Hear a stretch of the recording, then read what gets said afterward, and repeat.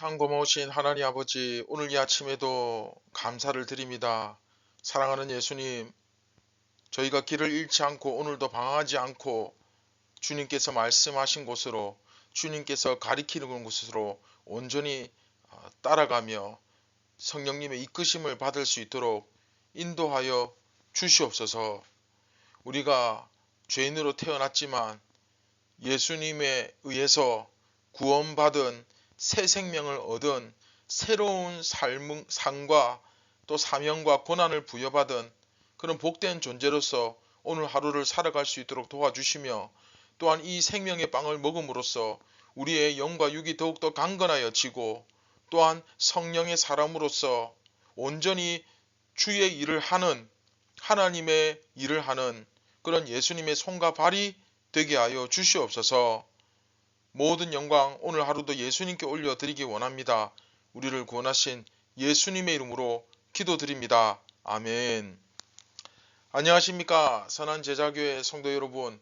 2023년 5월 18일 목요일 아침이 밝아오고 있습니다. 73번째 이야기, 오늘 마지막 시간이죠. 예수님의 영화롭게 되심이라는 제목으로 우리 지난 시간 묵상했던 17장 A와 A-죠. 1절, 5절 다시 한 번 더 우리 보도록 하겠습니다.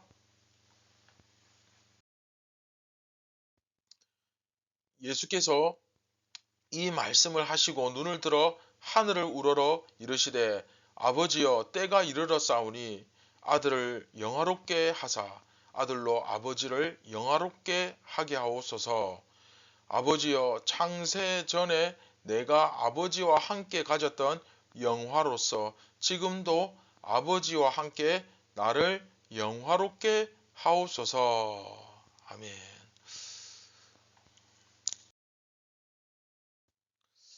네, 지금까지 우리가 함께 묵상했던 73번째 이야기 리뷰를 한번 전체 정리를 해보도록 하겠습니다. 자, 1절부터 5절이 카이스틱 스트럭처라 그래가지고 그 하나의 구조로, 동심원적 구조로 되어 있다 말씀드렸죠. 그래서 샌드위치 구조. 그래서 1절과 5절, 그 A와 A-죠. 1절과 5절은 아버지와 아들이 동일하게 영화로우시다. 그렇죠. 예수님께서 어떤 특별한 기도나 어떤 행위를 통해서, 어떤 사건을 통해서 영화로워지신 것이 아니라 원래부터 예수님은 영화로우셨다. 그리고 2절, 4절 B와 B-죠. 그런가 하면 예수님께서 어떤 권세로 무엇을 하셨는가 했을 때, 예수님은 하나님 아버지께로부터 받은 권세를 가지고 그 하나님 아버지의 일을 하셨다. 그렇죠. 그런데 이게 원래는 누구에게? 그렇죠. 구약의 이스라엘에게 주어진 권세와 사명이었습니다. 그래서 아브라함에게 주신 복도 너로 말미암아 모든 만민이 복을 받는다. 그렇죠? 만민에게 이 복을 주는, 그렇죠? 그런데 그 사명을 제대로 감당하지 못하니까 예수님께서 그것을 유대인으로 오셔서, 그렇죠? 예수님께서 유대인으로서 그 사명을 감당하셔서 그 언약을 지키셨죠. 그래서 예수님의 지상 대위임 명령, 위임령, 그렇죠? 모든 만민에게 복음을 전파하는, 아버지와 아들과 성령의 이름으로 세례를 주고, 그렇죠? 그들을 제자로 삼아 세례를 베풀고 예수님께서 가르치신 모든 것들을 가르쳐 지키게 하는 것, 그렇죠? 그것을 우리가 배웠습니다. 그리고 가장 핵심 정 가운데, 그렇죠? X는 영생은 무엇인가? 그렇죠? 영생은 곧 유일하신 참 하나님과 그가 보내신 자 예수 그리스도를 아는 것이니이다. 이거는 무조건 암송하셔야 됩니다. 그렇죠? 무조건 암송하셔야 됩니다. 자, 그래서 여러분들이 예수님의 대제사장적 기도, 사실은 이제 그 73번째 이야기를 통해서 시작하는 거죠. 우리가 이제 계속해서 배워 나가겠지만 이 1절부터 5절이라는 그 시작하는 부분의 작은 구조를 통해서 사실 이것이 예수님의 기도 형식으로 되어 있지만 사실은 이것이 뭐라 그랬습니까? 네, 복음 선포다. 그렇죠. 가장 기본적인 그 복음의 핵심, 그 복음의 기초, 그것을 사실 가르쳐 주는 겁니다. 그래서 그 호세아 선지자도 이야기했지만 우리가 여호와를 알자, 힘써 여호와를 알자, 여호와를 아는 지식이 없어 망하는도다. 결국 영생은 아는 것이 영생이다. 이제 그렇게 하면서 지난 시간 그 말씀을 마무리했죠. 자, 다 기억나시죠? 자, 그런데 여기서 한 가지만 더 이렇게 추가를 한다면 우리가 이미 배웠지만 1절과 5절에 그 예수님의 영화롭게 되심, 예수님의 영화롭게 되심이라고 되어 있는데 이 부분에 대한 설명이 조금 부족했던 것 같습니다. 자, 여기서 이 영화롭게 되심이 뭘까요? 네, 뭐 이미 아시는 분은 하셨을 테지만 네, 맞습니다. 십자가죠. 그렇죠.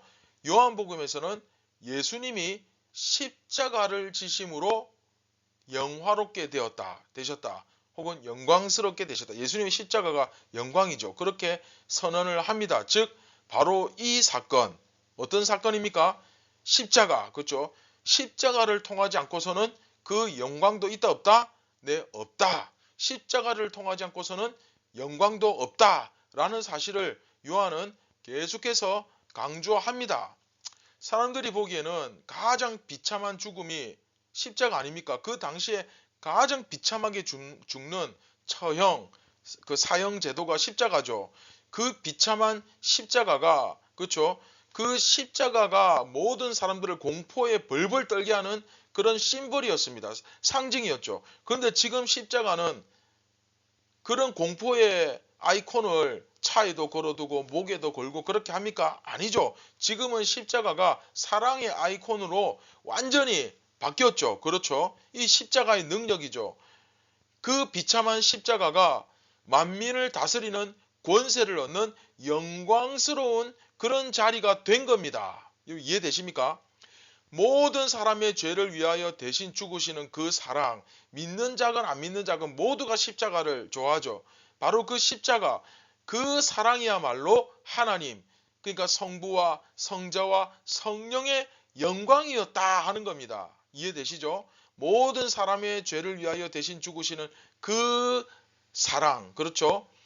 그 십자가가, 그 사랑이야말로 그 하나님의 성부와 성자와 성령의 영광이었다. 그래서 이 놀라운 아이러니, 그렇죠? 역설, 십자가에 달리신 하나님의 영광. 네, 이것이야말로 영원한 생명을 얻는 길이라는 거예요. 그렇게 요한이 지금 가르치고 있는 겁니다. 이 십자가야말로 영원한 생명을 얻는 길.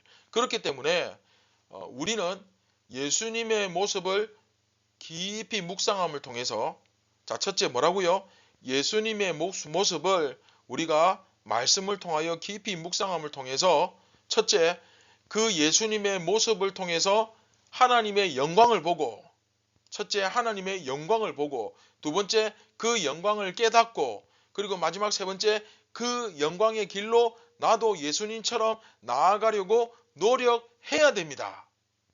그런데 문제는 뭐냐면 실제로 예수님의 그 모습을 통해서 하나님을 안다라고 다 알고 있으면서도 이 정도까지는 그래도 성경을 좀 배웠다, 성경을 좀 안다, 말씀을 안다 하시는 분들, 교회 좀 다녔다 하시는 분들은 다 인정합니다. 예수님의 모습을 통해서 하나님을 안다. 그걸 다 알고 있어요.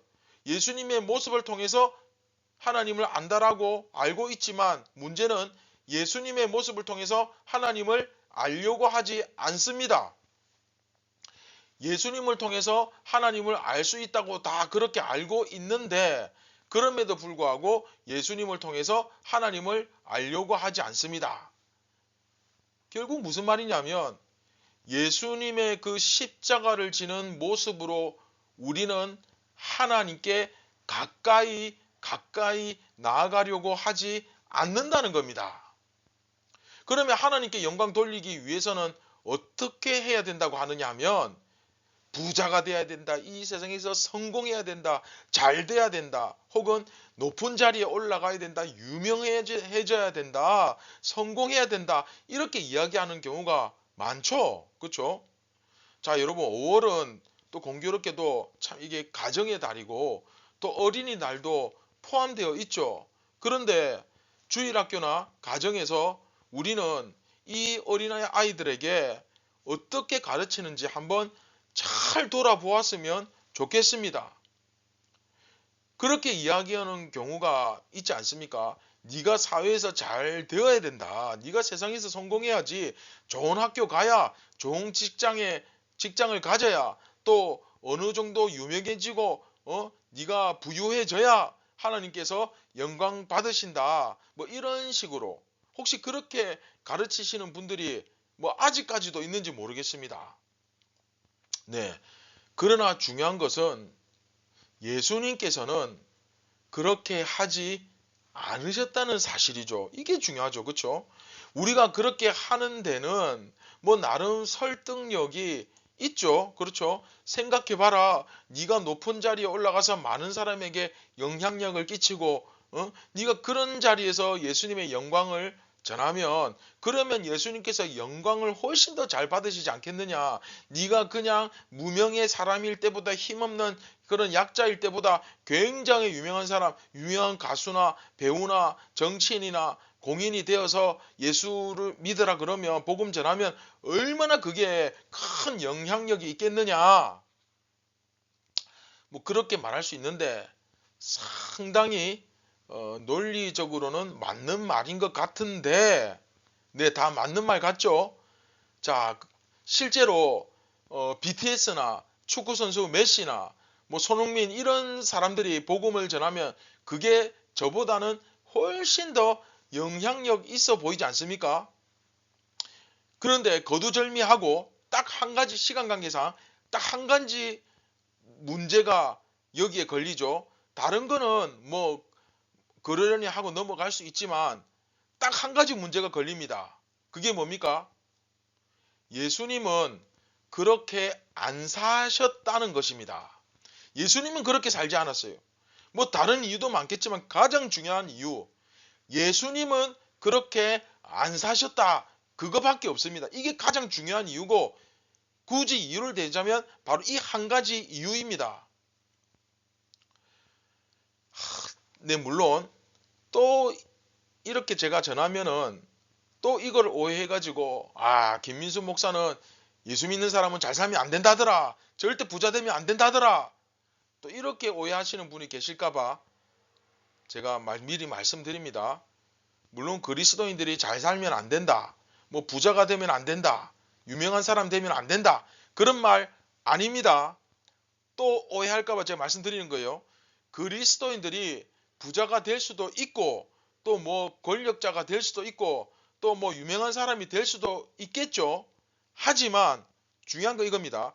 그렇다고 해서 부자인 그리스도인, 어떤 권력자인 그리스도인, 유명 인사가 된 그리스도인, 이런 뭔가 사회에서 힘이 있고 영향력이 있는 그리스도인이라고 해서 이 사람들이 낮고 가난한 지위에 있는 그리스도인보다 더 하나님께서 영광을 잘 돌릴 수 있다.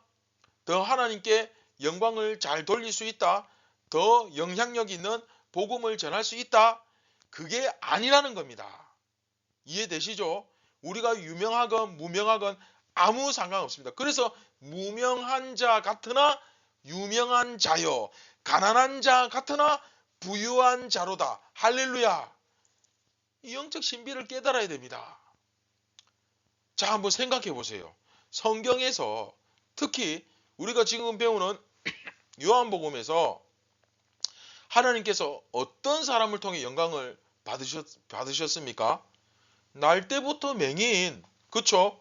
죽은 나사로, 그런 사람에게서 영광을 받으시잖아요. 그런 걸 보면 빨리 알아차릴 수 있어야 되죠. 그쵸? 그걸 봐도 충분히 알 수 있잖아요. 이게 어렵습니까? 부자는 나름대로 부자의 자리에서 하나님께 영광을 돌리는 것이고 또 가난한 자는 그 가난한 자의 자리에서 동일한 주님께 영광을 올려드리는 것인데 어느 자리가 더 낫다라고 말할 수 없고 또 어느 자리가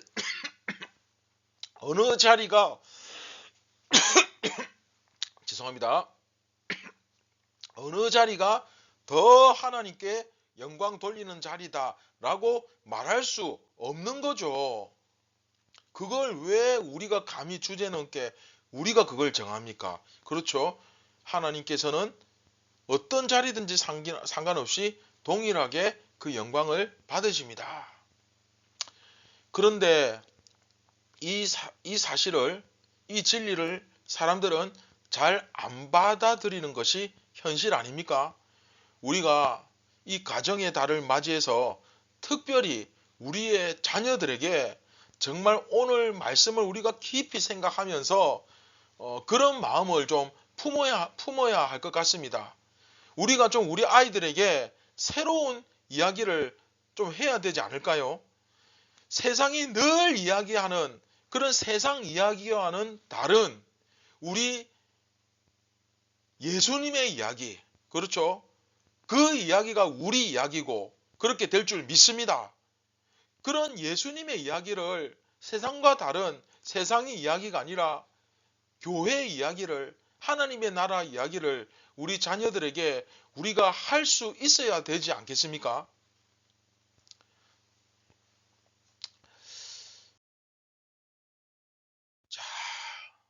자, 오늘 말씀을 맺도록 하겠습니다. 사랑하는 선한 제자교회 성도 여러분, 다시 한번 여러분에게 제가 묻겠습니다. 영생이 도대체 뭡니까? 어떻게 하면 영생을 얻을 수 있습니까? 자, 5초 안에 이제 답이 탁 나와야 됩니다. 그렇죠? 이거 거의 일주일 가까이 이야기했죠. 자, 어떻게 하면 영생을 얻을 수 있습니까? 네, 첫째, 예수님과 연합해서, 그렇죠?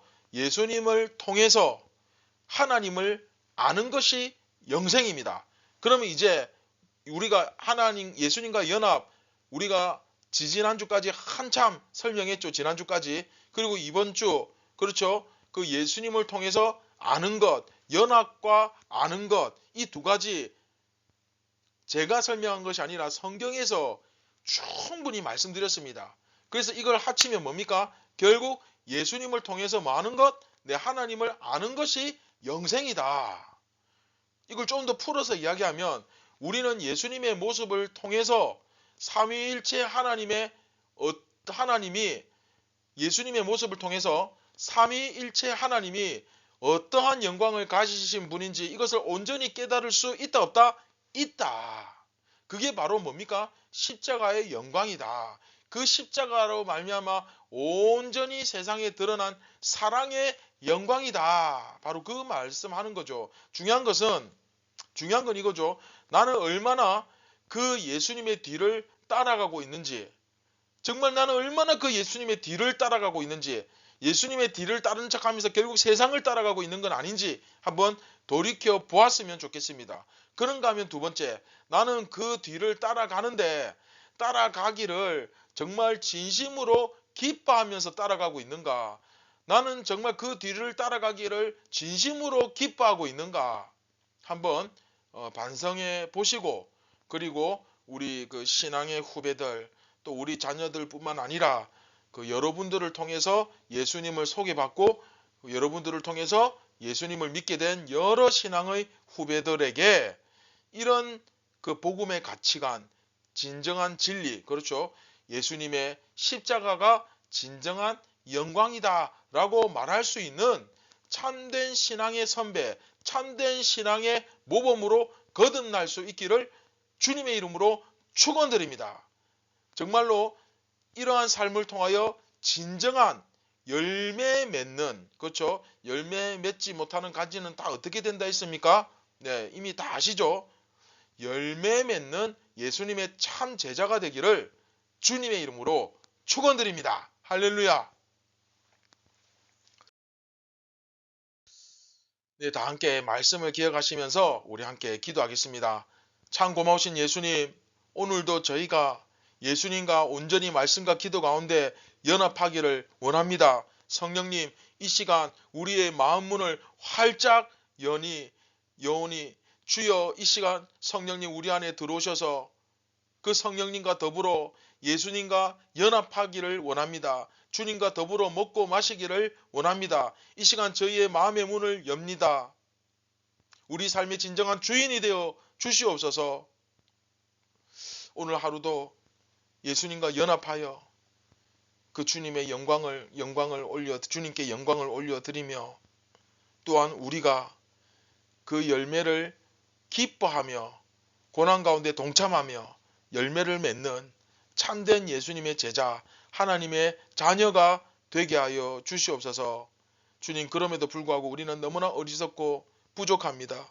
우리를 도우시고 우리의 연약함을 돌보아 주시옵소서.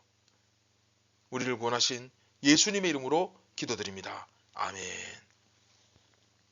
사랑하는 선한 제자교회 성도 여러분, 예수님 앞에 우리의 연약함과 부족함을 솔직하게 내어놓고, 그리고 또한 세상과 하나님 나라 사이에서 자꾸 타협하고 합리화시키는 것이 아니라 진정한 복음의 정수를 깨닫고 그 바른 길로 가기 위하여 오늘도 몸부림치는 그런 하루가 되기를 진심으로 축복합니다.